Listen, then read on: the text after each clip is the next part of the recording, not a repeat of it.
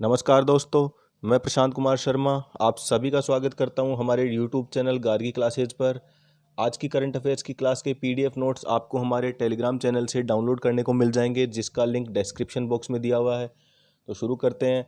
आज 23 मई 2020 के प्रमुख राष्ट्रीय और अंतर्राष्ट्रीय घटनाक्रमों पर आधारित आज की क्लास, जिसके अंतर्गत हमारा सबसे पहला टॉपिक है प्रधानमंत्री ग्राम सड़क योजना यानी ग्रामीण सड़क योजना के लिए कायरो जियो टेक्सटाइल को मंजूरी दी गई है। प्रधानमंत्री ग्राम सड़क योजना के तहत ग्रामीण सड़क विकास में कायरो जियो टेक्सटाइल का उपयोग किया जाएगा और यह कार्य राष्ट्रीय ग्रामीण आधारभूत संरचना विकास एजेंसी के द्वारा किया जाएगा।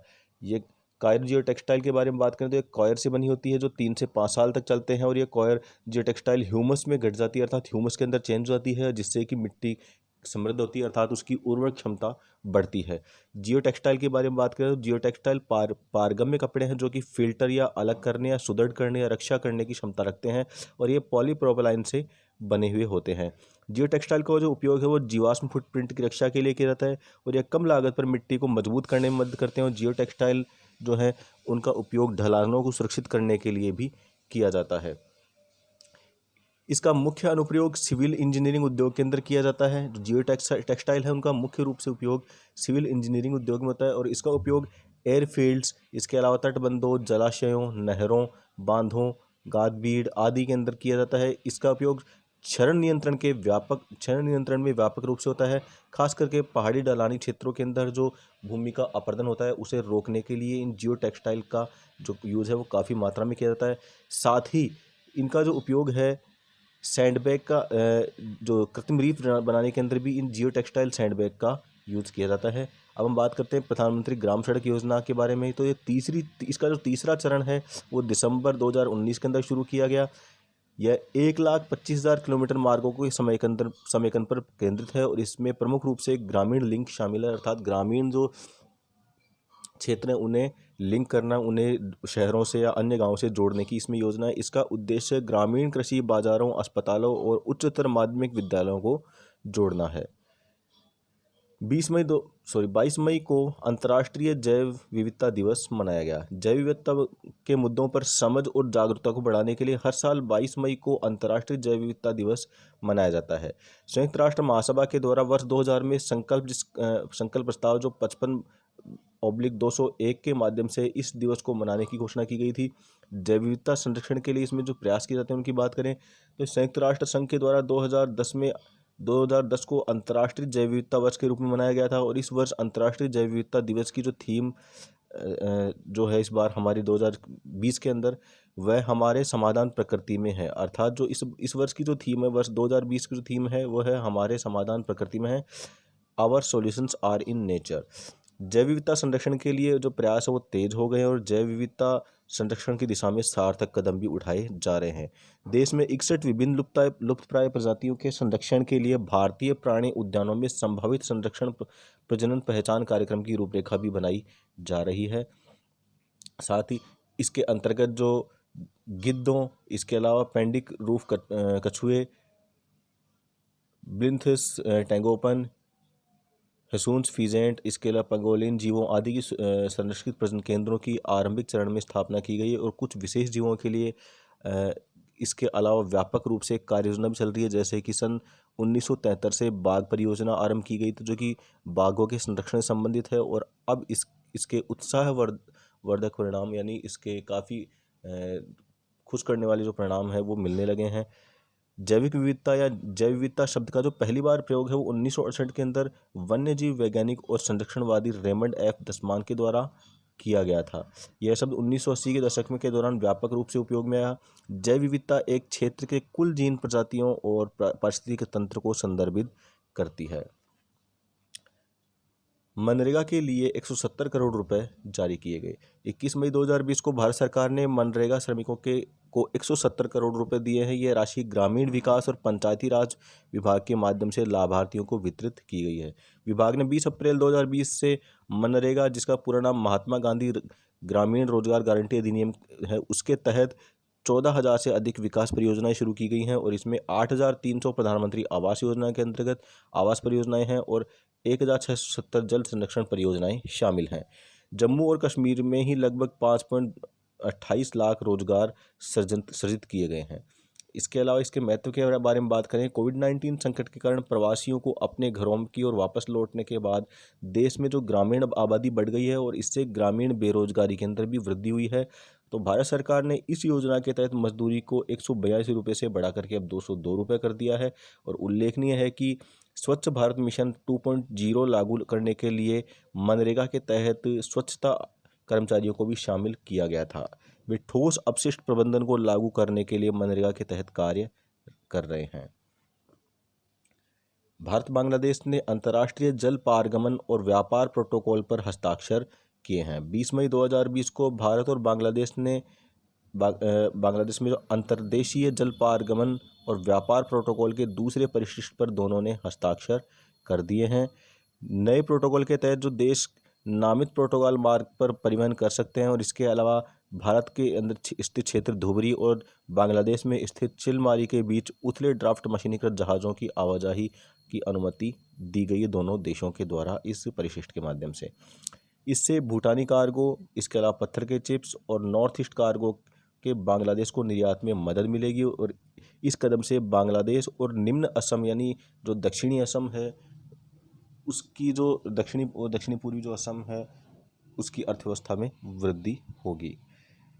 इसके अलावा इस मार्ग के बारे में बात करें तो हस्ताक्षरित जो नए परिशिष्ट के तहत भारत बांग्लादेश प्रोटोकॉल मार्गों की जो संख्या है वो पहले 8 थी जो बढ़कर के अब 10 की जा रही है। और इसके अलावा इसके अंतर्गत पहले 6 बंदरगाह शामिल थे जो प्रोटोकॉल के तहत संचालित होते थे, लेकिन अब इस नए समझौते के साथ में 5 पोर्ट ऑफ कॉल और बंदरगाहों को शामिल किया गया, अर्थात अब इनकी जो कुल संख्या वो बढ़कर के 11 हो गई है। जोगीघोपा को शामिल करने से मेघालय, भूटान और असम के साथ जुड़ने में मदद मिलेगी। और अंतर्देशीय जल पारगमन भारत के लिए खाद्यान्न, कृषि उत्पादों, उर्वरकों, कंटेनरीकृत माल और सीमेंट के परिवहन के लिए महत्वपूर्ण है। भारत से बांग्लादेश के लिए प्रमुख जो निर्यात है वो कार्गो फ्लाई ऐश का होता है। और भारत एक साल में बांग्लादेश को लगभग 30 lakh metric ton fly ash निर्यात करता है। आरबीआई के द्वारा हाल ही में रेपो रेट के अंदर 0.40% की कटौती की गई है। भारतीय रिजर्व बैंक के गवर्नर शक्तिकांत दास ने 22 मई 2020 को प्रेस कॉन्फ्रेंस की और उन्होंने इसमें रेपो रेट को 0.40% की कटौती करने की घोषणा की है। रेपो रेट वह दर होती है जिस पर जो वाणिज्यिक बैंक आरबीआई से जो रकम है वो उधार लेते हैं, अर्थात जो बैंक अपनी जो आवश्यकता की पूर्ति के लिए जो रकम उधार लेते हैं आरबीआई से, उस पर लगने वाला जो ब्याज है उसी को रेपो रेट कहा जाता है। अब रेपो रेट के साथ में रेपो रेट जो है वो 4.40 से घटकर 4% हो जाएगी। वहीं जो रिवर्स रेपो रेट है वह 3.75 से घटकर अब 3.35% हो जाएगी। लोन की जो किस्तें चुकाने में छूट का समय वो 3 महीने और बढ़ा दिया गया है और अगस्त तक इसका फ़ायदा मिलता रहेगा। और आरबीआई की जो प्रेस कॉन्फ्रेंस की जो है कुछ बड़ी बातों के बारे में बात कर लेते हैं, तो बिंदु हम इनको पढ़ेंगे। तो सबसे पहली बात, आरबीआई गवर्नर ने बताया कि जो मॉरेटोरियम की जो समय सीमा है, अर्थात जो किस्तों को चुकाने की जो छूट का समय है उसको बढ़ा करके 6 महीने कर दिया गया है। अब 3 महीने के लिए दिए गए हर तरह की रात को अब 3 महीने के लिए और बढ़ा दिया गया, अर्थात जो मॉरेटोरियम है जो 1 जून से अब 31 अगस्त तक के लिए बढ़ा दिया गया है। इसके अलावा आरबीआई गवर्नर ने बताया कि जो बैंकों की जो ग्रुप एक्सपोजर लिमिट है उसको 30% से बढ़ाने का फैसला लिया गया है। और आरबीआई ने ईएमआई चुकाने वाले ग्राहकों को भी बड़ी छूट दी है। इसके अलावा एमसीपी के अनुसार, यानी जो एमसीपी जो कि ये दरें निर्धारित करती है, इसकी मॉनेटरी पॉलिसीज़ को निर्धारित करने वाली जो है, उसके अनुसार दूसरी 6 माही के अंदर महंगाई में कमी का अनुमान है और मांग में कमी के कारण निवेश में भारी कमी आई है। कोरोना वायरस से निजी खपत को काफ़ी बड़ा नुकसान हुआ है और मौजूदा हालात में एग्रीकल्चर से उम्मीद है। और फॉरेन जो रिजर्व है वह हमारा वर्तमान में 487 बिलियन डॉलर तक पहुंचा हुआ है। इसके अलावा उपभोक्ता उत्पादों की जो मांग में मार्च महीने के अंदर 33% की गिरावट आई है। और मैन्युफैक्चरिंग पीएमआई अप्रैल महीने में 27.4% रही और सर्विस पीएमआई अप्रैल माह में 5.4% रही है। इसके अलावा अन्य जो इसके प्रेस कॉन्फ्रेंस में कही गई अन्य बातों के बारे में बात करें तो आरबीआई गवर्नर ने यह भी बताया कि पिछले 3 दिन में एमपीसी ने घरेलू और ग्लोबल माहौल की समीक्षा की और इसके बाद रेपो रेट जो है उसमें 0.40% की कटौती का फैसला लिया है। आरबीआई ने कोरोना के असर को देखते हुए ये भी कहा है कि जो वित्त वर्ष 2020-21 है उसकी पहली छमाही में जीडीपी ग्रोथ नेगेटिव रहने का अनुमान है, यानी पहली जो छमाही है उसके अंदर जीडीपी जो दर है वो नेगेटिव रहेगी।